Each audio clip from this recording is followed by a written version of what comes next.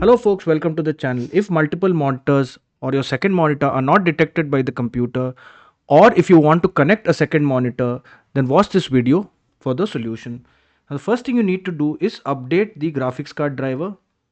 So go to device manager, look for the display adapters, right click and click on update driver, search automatically for drivers. There's a better way of doing it and I'll show you exactly what that is. Look for the brand and the model number. So my model number and brand is Asus 1504FA, and I will look for the graphics card driver. I can just look for drivers and it should pop up. So I'll just look for drivers here. And if you're wondering how to find out your model number, then there are two ways of doing it. One is you look at the bottom of the laptop, you'll find a sticker there with the model number. The second way of doing it is go to command prompt and then you enter the command WMIC CS product space GETNAME.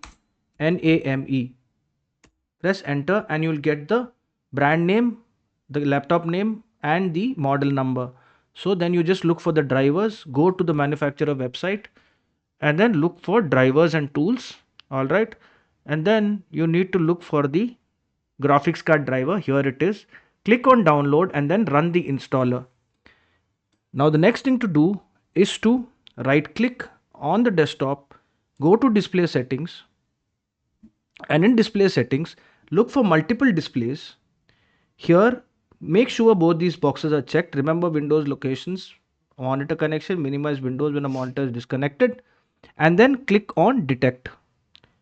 Okay, and if you find another display, it will display here that it is detected, and then you just have to press the Windows and the P key simultaneously, and it will, you just have to click on extend, and it will, the second monitor will be detected and it will be connected. If this video helped you, then kindly subscribe to the channel. Enjoy your day.